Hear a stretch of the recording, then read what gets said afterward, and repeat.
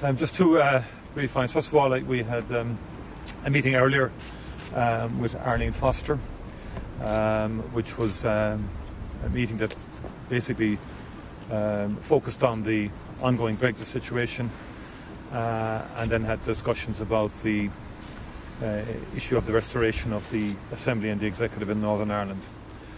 On Brexit, I emphasised the absolute necessity for a deal, for a resolution that would benefit the economic well-being of the people on the island of Ireland, and of course the economic relationship between Britain and Ireland being central to that, and the need to have a seamless border on the island. I think Arlene Foster was very clear that she wanted a resolution of the issues. She would have reiterated her position about a border in the Irish Sea, and also the issue about regulatory convergence and the sense that from her perspective that was an issue in terms of Northern Ireland not being in a position where we would not be able to diverge from a regulatory perspective. My own view is very clear that we need to minimise and have as much convergence. We want Northern Ireland to be part of both the single market and the customs union. Obviously the situation is still in play, as we know from the Prime Minister's speech earlier. The negotiations have, from what I would say, obviously there's been disagreement around the issue of a UK-wide backstop, and it seems that there are issues between Britain and the European Union's negotiating team around that is a UK-wide backstop and how soon it can come into play, or what the timeline in terms of its negotiation. However, I would just make the overall point. I think that in terms of the peace agreement, in terms of Good Friday Agreement, and North-South relations, and the economic relationship North and South, I think the backstop is essential. I think it's clear from the Prime Minister's speech he understands that and makes that point. However, obviously there's a wider issue then in terms of EU looking at a UK-wide backstop and simply saying that's a bigger issue altogether, as opposed to just the Northern Ireland backstop. So I think from my own observations would be that if the negotiations aren't picked up this week, that certainly there will be further summits before the end of the year, and I don't think all is lost yet, and I think there is a need to keep the focus and to ensure that progress can be made. It's very difficult, very challenging, not least the politics of Westminster is particularly challenging in this regard, because of the splits within the governing party, the Tory party, and the broader issue of how one gets Parliament, Westminster's sanction or support for any deal that's eventually negotiated between the EU task force and the United Kingdom government, and therein lies a continuing challenge for all concerned.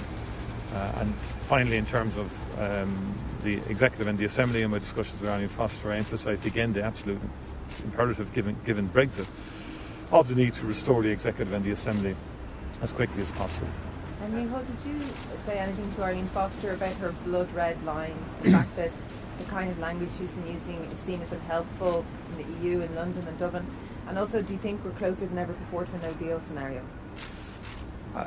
I think everybody that you talk to wants to avoid a no-deal scenario, and I think that includes Arlene Foster, but also includes the British government, includes the Irish government, and I think a no-deal would be very damaging. So I think actually we're not quite there yet. I mean, if you were to ask me 2 weeks ago, 3 weeks ago when I was out with Micheál Martin, people were already talking about November as the meeting where this would ultimately be negotiated.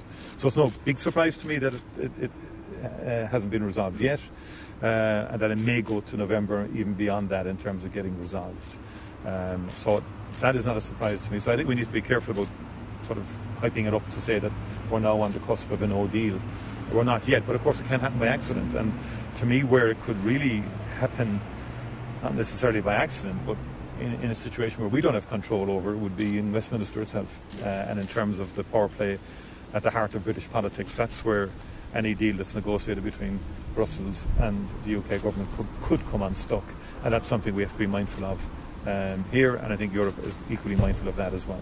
She doesn't want to Arlene Foster. Did she float any suggestions to you about how you would... Well, obviously I'm not going to go into everything that was discussed at the meeting, and I got a sense that there was no pushback in terms of the need for a seamless economic exchange between North and South, although she did reiterate their bottom line in terms of not wanting to in any way be dislodged, if you like, from what she would determine the wider union, and so that still is an issue, although I made the point that in practical terms, if you look at industry, you look at business, the vast majority in aviation, pharmaceutical, they won't want divergence from Europe. Even if tomorrow morning UK was out of the single market, in a lot of areas in ordinary industry, in order to gain access to the European market, they will have to converge from a regulatory point of view. Well, I think they understand that, and their attitude then is, oh, well, what happens in 10 years' time, or what happens when new laws come in and new standards come in? But, if you want access to the largest market in the world, you're going to have to, whether one likes it or not. And the industry knows this. Industry knows this, that in order to sell goods and services in various markets, you have to conform to the regulatory framework of that market. Gavan tú go méid éon ghlacha ag Arlene Foster nó an DUP le sais cúltacha sealadach mar de luig Theresa May a Westminster Tom Garda hen go méid go gafií ghlacha le sais cúltacha nó backstop sealadach nó temporary backstop Well, Níl mór sásta le sin is sa tíir seo nó níl muintir na Europa nó Comisiún agus Micheál Martin sásta le sin ach an irid agus ní sin sásúil, backstop sealadach. Agus gan áras tá aspa muíine atá ann idir an dá héamh. Mar dearan príomhhar an de Breataine a gnéontín si go bhfuil túisceart na hÉireann cás file, dearan si é sin inmh, unique circumstances in Northern Ireland dearan si inmh. Cílín sé sin go méid sais freigra difriúil don túisceart go méid an Europa agus rud speisialte chuir a bhain. Dar nó na héantaachtóirí ceapan siad an go bhfuil rud ag an bunracht túile sin ach níl sin. Tá mé ag caintfí cuasaí achnaíochta rudí bunúsaí mar le cuasaí tradála agus seirbhíse agus mar sin. Micheál, do you think that a seamless border and a seamless East-West is actually possible in the context of the negotiations, and if so, in what way? I do, and I think language is important, and we've argued our position as a Fianna Fáil party. I think we were one of the first to put forward ideas around economic zones and that, and essentially we use the phrase getting the best of both worlds. I've said that a couple of times. When I met Micheál Martin a month ago, he said Northern Ireland could end up with the best of both worlds, and that would make, in my view, perfect sense given the relative underdevelopment of Northern Ireland compared to everywhere else on the island economically and so on. So that, if Northern Ireland could only see it, and some of their representatives could only see it, particularly their unionist representatives could see it, there is the opportunity to get the best of both worlds. And that's Northern Ireland staying within both the single market and the customs union. And also have access to the UK, I don't think that's a big game. I don't think there's any major push to stop that from happening. And I think that is where we could end up. Why, in your view, is the DUP so resistant to that? Well, I think because the issue has become, it seems to me, because the issue has become a constitutional issue, wrongly in my view. It's been elevated to the status of the union. And it's interesting, I think, if you look at why are Britain putting forward the idea of an EU customs union, it covers the Scottish question as well. It covers, because the Scottish political leadership has articulated a view, we're keeping an eye on what's going on in Northern Ireland in the context of the Brexit deal as well. So, to me, and by the way, a UK customs-wide backstop, or UK-wide customs union, suits Ireland, if we're honest, in terms of our economic relationship with Britain. The next piece would be to get as much regulatory convergence as we possibly can, so as to safeguard Irish beef producers, dairy producers, SMEs, services companies, because in the end of the day, the East-West axis is very important to our economy, to the companies we export. Many companies export up to 70 or 80% of their goods and services to Britain. That's not going to stop when Brexit happens, so we have to keep an eye on that. And I've met many of those companies, and they're saying to me, look, we can try and develop alternative markets in the meantime, with the help of Enterprise Ireland, but in real terms, to try and turn around a 70% dependence on one market is not going to be that easy, and is not going to happen overnight. So there's a lot in it for Ireland in terms of having as close a convergence as possible between the UK and the EU. We know where the Brexiteers are on that. Micheál, do you think Arlene Foster is listening in any meaningful sense to what she's hearing today, though? Because your body language and your tone seems uncharacteristically downbeat. I sense after that meeting. Does it? I think so. That's my sense. Yeah. No, you're wrong. No, that's right. Did you get that, Philip? Yeah, I was positive and confident.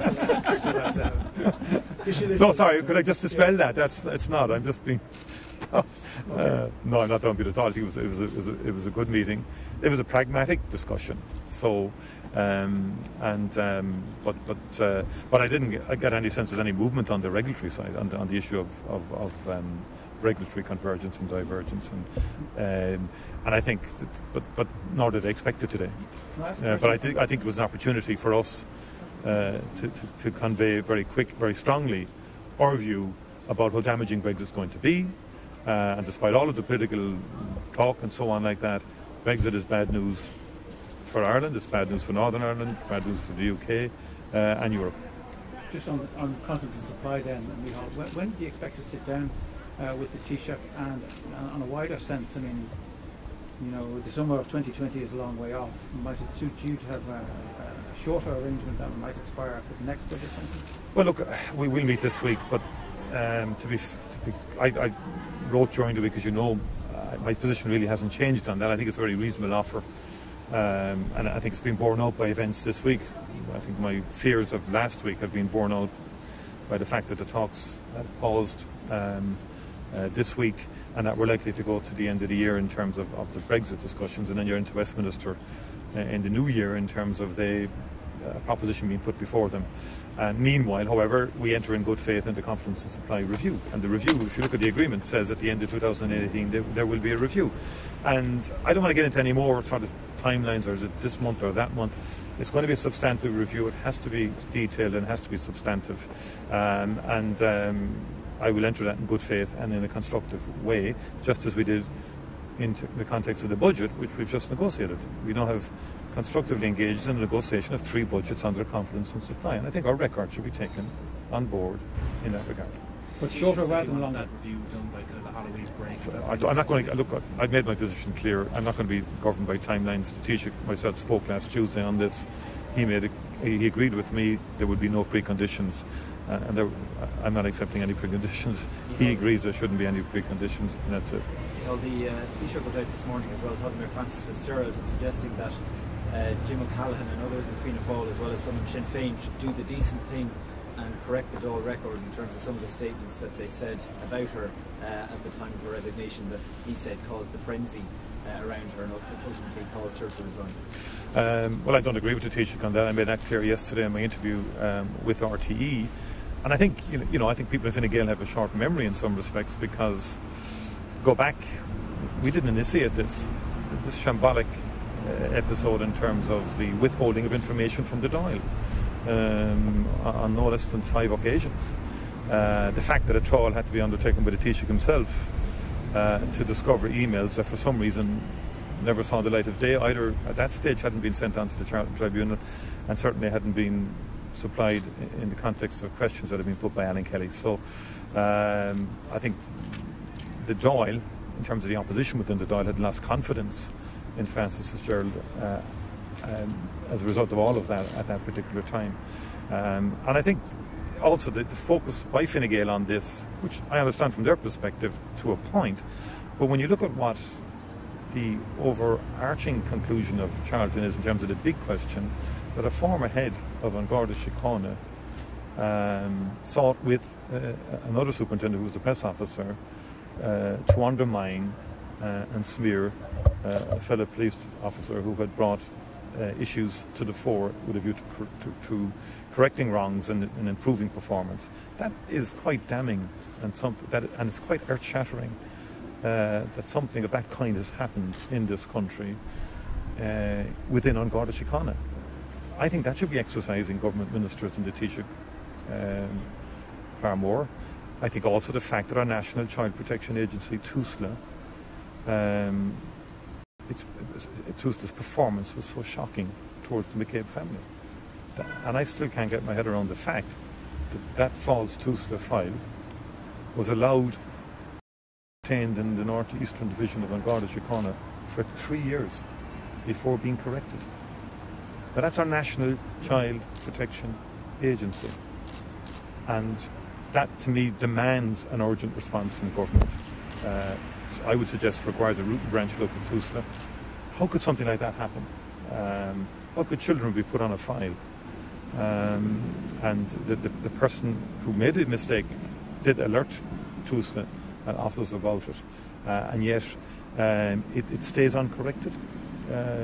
That's very serious, and that's what gave rise to the tribunal becoming public. There was always going to be a commission of investigation because of David Taylor's allegations, but what made it public was that bombshell at the time when that file became available. Micheál, I just check, there's been calls this morning that somebody should be set up to essentially go after the pensions of people who have behaved poorly in their duties but have since gone on to retire, and they're therefore beyond the scope of any sort of disciplinary action. Would you support such measures, given what both Charlton has found? Well, I think there does appear to be a complete lack of sanction when very bad behaviour emerges. Now, part of the tribunal legislation is it doesn't have impact or legal effect afterwards. It's not a court or it's and so on, but it's a specific legal vehicle in its own right. I think legally we should look at that, because I think the argument has always been the property rights provisions in the Constitution might restrict any attempt to go after pensions or to financially penalise somebody who has done wrong. But I think it needs to be looked at, yeah. Just going back to Kevin's point there, I know what you said. Sorry? Going back to the point that Kevin was making, the question Kevin asked, I know what you said was valid in relation to the findings on TUSLA and the findings in relation to the former commissioner and the former press officer. But at the same time, Jim O'Callaghan did make comments in November in the Dáil that stand up to scrutiny once in the light of the publication of the charging tribunal. I think what the Taoiseach was saying that he should correct the record in relation to those comments. Well, first of all, Charlton did not interrogate or inquire into the reasons why the Dáil lost confidence in Francis Fitzgerald, nor could it. Because ministers are accountable to the Dáil. They're not accountable to any tribunal or any court. They're accountable to Dáil Éireann. And as I've outlined, I could go into greater detail, but there were very substantive and good reasons as to why the Dáil lost confidence on that occasion. Sure, the basis on which Jim O'Callaghan made comments, I mean, the Charlton Tribunal found that there was no basis for that. Number one, this accusation of a malicious campaign by Noreen O'Sullivan when she was Board Commissioner against Maurice McCabe and the O'Higgins Commission, and secondly, the Minister for Justice being privy to it and also not intervening. He said he made a finding that she took the correct No, but the Minister was aware of it, but the Minister had denied she was aware of it. Of the episode that happened on May 2015. And we only found out when those emails came to light. Yeah, but why didn't they come to light? Yeah, but the actual motive didn't characterised. That's what they Well, no, I don't think Charlton didn't investigate the Dáil debate. Could it? He said he did. He said. No, I said he didn't investigate the Dáil, and I've read that chapter in terms of because remember, I was the person who brought the dossier to the Dáil. And that dossier then was, and they kind of took that dossier from me, accepted my issues around it. I had looked for a commission investigation at that stage, nothing more, nothing less, on that dossier, which was about 12 incidents. Gearan went through those and said, there's a case to be answered here.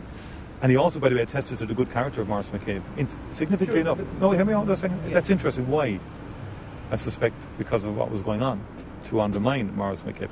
Then it goes into Higgins. Now, I still would say to you, I'm surprised that the question of motivation and so on was no, others would disagree, was became a factor. I thought when the Commission of Investigation was being set up, quite frankly, it was to look to verify whether those 12 cases stood up or not. But the more broader point in terms of the politics of it was, if you go back, and Neil Varadkar himself admitted this, the Taoiseach admitted this to me and to the Dáil. He unfortunately had to mislead the Dáil through no fault of his own. The Minister of Justice knew he had misled the Dáil. It took about 4 days to alert him that he had misled the Dáil, and that she had been reminded even at that stage of one of the emails. And then we only discover, because the Taoiseach himself then felt, I'm not being told the full story here, I need to do a trial of the Department of Justice, and he then discovers, I think, 3 more emails. And once those emails were published, I remember the media reaction that evening. And I think fundamentally, Harry, Alan Kelly tabled questions. I'd invite anybody to go back and look at the answers to those questions. They were answers that didn't answer the question he asked, they answered some other question. Therein, I think, lies part, if not the main reason why, part of the reason why. Sorry? It's not a matter for Charlie Flanagan as the minister. Did the Well, it was also found the wrong minister out of office? No, we didn't hound anybody out of office. I think the whole thing was quite shambolic at the time, and you could add up a lot of other issues at the time around. Well, film to sketch that for Micheál an Cruinniú bhí go le Arlene Foster. Bhfuil éon seans an go móg an DUP maidir leis na línte Garda atá something going to. Oh, hey, Brexit then, huh? Well, more than Tigan and DUP on Chonachar drug Brexit, of course, the Apnamiocht in Tushkert. Tigan she did son, agus shop mar bharúil hain, tá sé ag súil go méid réiteach na fáibe seo le teacht ach ní siad rock into bitter cénsáis réiteach a bheith ann. Tá siad réiteach de haiségan ag teacht ach ní siad cinnte nó ní siad saléir cénsáis réiteach a bheith le teacht. So agus a bhíonn si héin go bhfuil annachcuid ag brú or ag brint leis an méad atá ag tarlú na stignatóirí agus an racectar siúil model le Brexit i Westminster. Okay, thank you very much. Thanks.